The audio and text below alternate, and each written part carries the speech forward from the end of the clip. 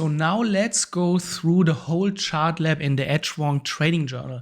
We're going to spend a few moments on each chart so that I explain to you what the data shows you and how to use it in your review and in trying to optimize your trading edge. There are going to be dedicated videos on each graph separately where we dive deeper, but this video has the goal to help you get started with your Edgewonk and help you understand what you're looking at. The first thing is the checklist performance chart. What you do in Edgewonk is when you are taking a trade, you are of course assigning your setup here, and then each setup you can have a checklist. Here we don't have one, but let me just quickly show you how to do this. We go to settings, we go to setup, and then as you can see here, besides the setup name, there's a column for checklist. So if you want to create a checklist, you just simply change the view here, you change it to checklist, and then you'll see all of the checklists that have been created here in this trading journal. Each checklist has a name, and what you do simply then do is back to setups. You can go to a setup that you're trading. You use the drop down here, and then you find all of the checklists that have been created. You can assign them, and then once you are taking a trade or entering a trade in your trading journal, you open the trade, and then you can see here are all of the checklist items. You can tick them off based on which criteria were present. And once you have done that, this will populate the checklist performance graph. So by default, it shows you data points on all setups aggregated. So you can see how often were all criteria present on a trade, how often were all mandatory, how often were at least one mandatory item present, and how many trades did you take where there are no checklist items present on a trade. We can go deeper, and let's say we only want to look at our reversal setup. Here you then see the individual setup criteria from your checklist. You get the data for P&L and also for the win rate when certain criteria were present. So it's a really helpful feature that we plan on improving in the future even further. Moving on, we go to consecutive winner loser. It's a very straightforward chart. At the x-axis, you see the length of winning and losing streaks, and then here it's the average return. So let's hover over this bar. This is a 3-trade streak. So above the x-axis, we see the winning streaks, and then you can see the pop-up says for the green part, frequency 4, which means that in this trading journal, we have 4 winning streaks that have 3 winners in a row, and you can see on average, we make $559 on a 3-trade winning streak. On the other hand, here below, we see that we have consecutive losers, frequency 2, which means in this trading journal, we have 2 losing streaks where we have 3 losses in a row. And on average, when we have such a streak, we lose $308.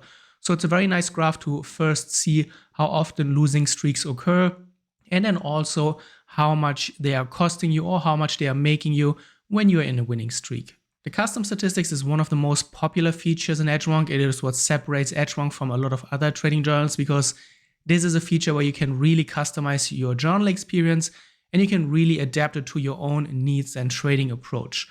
So here, the custom statistic dropdown gives you a list with all of the custom statistic criteria that have been created in your trading journal. And then here on the graph, you see the individual tags.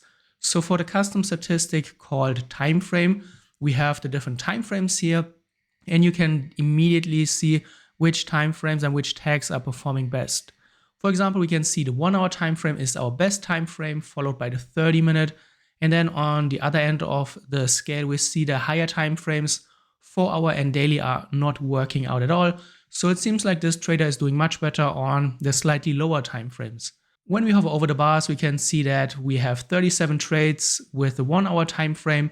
You get the breakdown for winner, loser, break even, and then the total of the performance.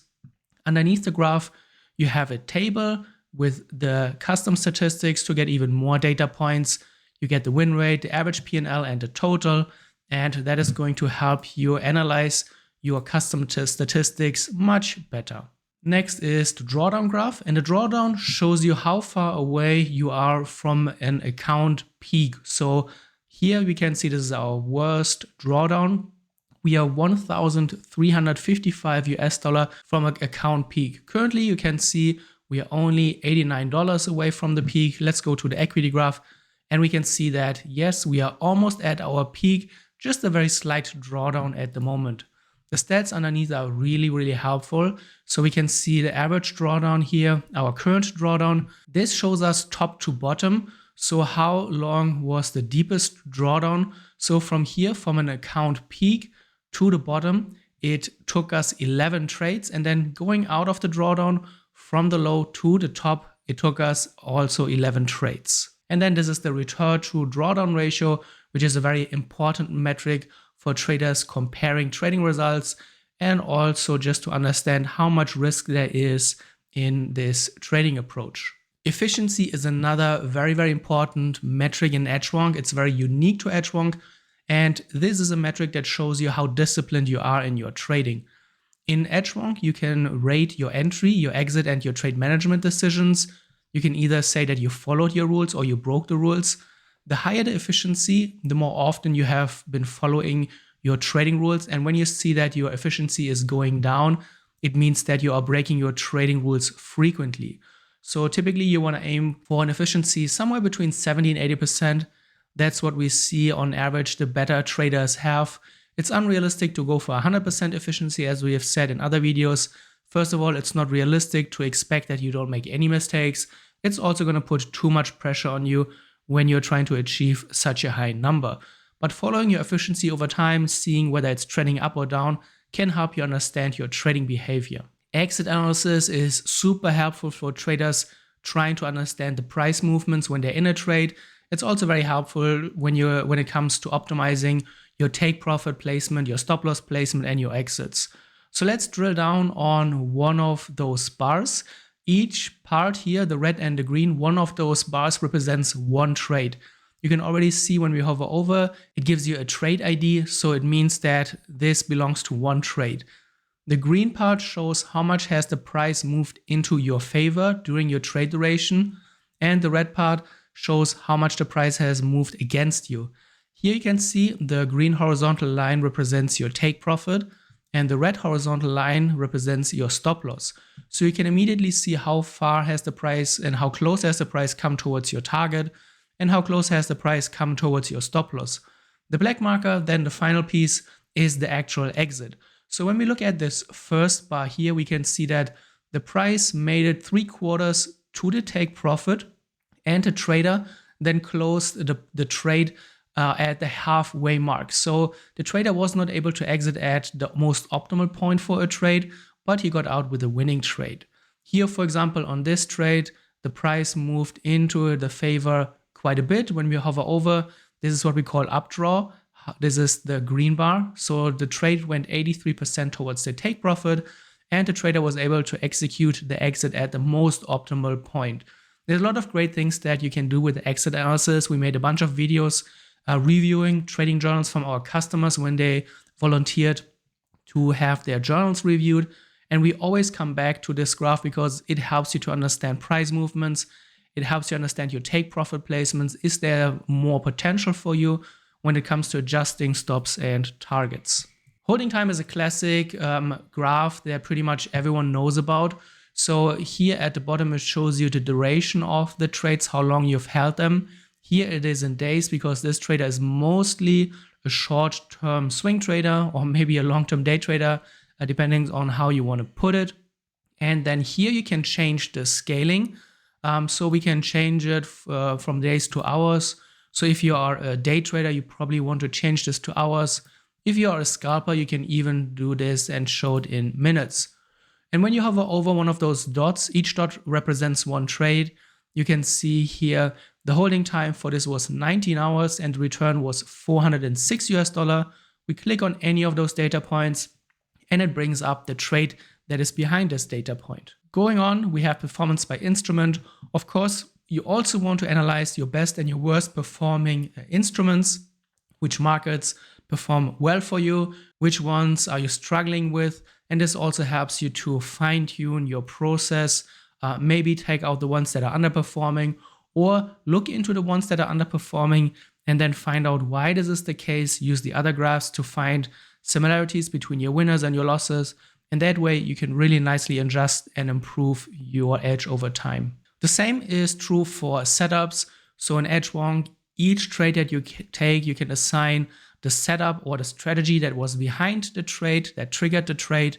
And then here you get the breakdown of your best, your worst performing setups, and you see it immediately what are your top and your worst performers.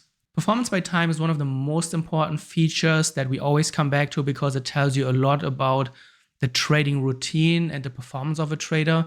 By default, you can see it is set to weekday, so you get your performance per weekday. When you hover over, you see the P&L for that day, the number of trades, winners and losses. What we often do in our videos, during the review videos, we come to the hour of the day because like in this case, you can see that this trader is doing well at the open of a market. So from 8 a.m. until 12 a.m., that's basically where he's making all of his profits. But if he continues to trade in the afternoon, that's when he's giving back money. So in this case, the trader should probably consider stop trading after 12 because there's no edge anymore. He can significantly shorten his trading times and protect his winners. Performance by day gives you a breakdown. You can see in this case over the last 50 trading days. So each bar represents one trading day. When you hover over a bar, you get the date, you see the P&L, number of trades. And this is very interesting, especially for day traders who just want to follow their progress day after day. You can easily compare the winners and the losses and get an overview here that way. Performance ratio has a lot of things included. So this gives you, in this case, the win rate by default. So it shows you the development of your win rate over your whole trading history. By default, this is across all of your trades in Edgewonk. But if you want to dive deeper, you could say, I only want to analyze my reversal trades or my moving average bounce trades. Maybe you want to do this together. And then here you can very nicely compare them. Blue is the moving average system, orange is the trend following, and you can see how they perform. Once you deselect it, then it goes back to the whole trading data. When you open the ratio dropdown, you can see there's a lot going on here. It's pretty much all of the ratios that you need in trading. Also for professionals, this is really helpful to just get an idea of your Sharpe ratio. You can very nicely compare different strategies or different trading accounts. It's also a metric that investors often look for. So you find everything in here ready for you. The risk distribution is a graph that gives you an idea of your risk, as the name suggests.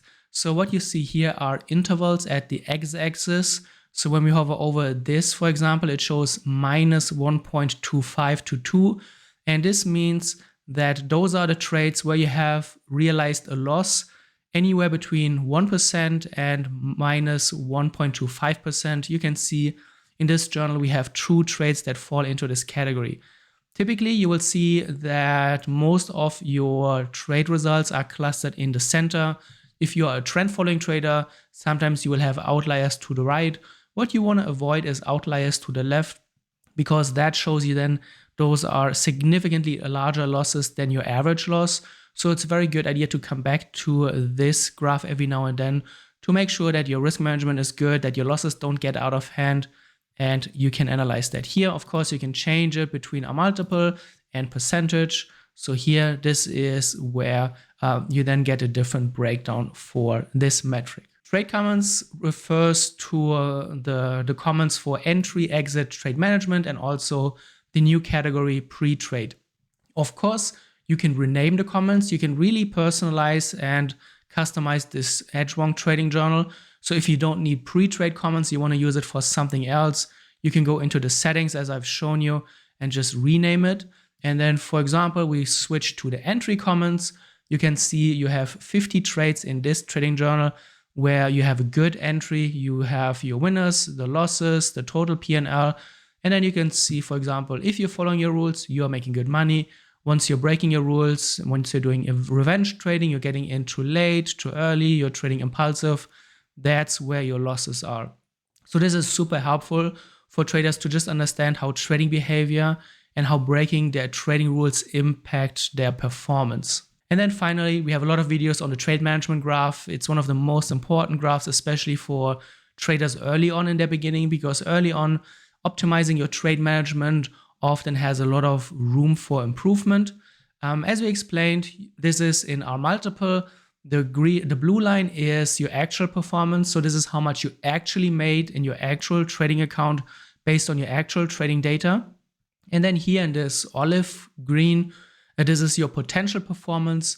How much could you have potentially made by not interfering with your trades? So this is based on a set and forget approach, which means you enter your trade, you set your take profit, you set your stop loss, and then you don't touch the trade again. You wait until either your stop loss or take profit got hit. So in this case, here early on, you can see that potential performance is above the actual performance, meaning that potentially the trader could have made more money, but he is somehow interfering with his trades, which in 90% of the times means cutting winners too soon, ahead of the take profit, and then they leave a lot of money on the table when the trade continues to go on to hit the take profit level. So this is a really important chart to just understand your trading behavior, and it can be a very good confidence boost once you see that you just have to trust the system, you have to trust your trades, because if you don't interfere with them, you could have made more money. So really, really big confidence boost here for traders who can see this, and then you can put your mind at ease and you can just simply follow the rules and let the market do the rest.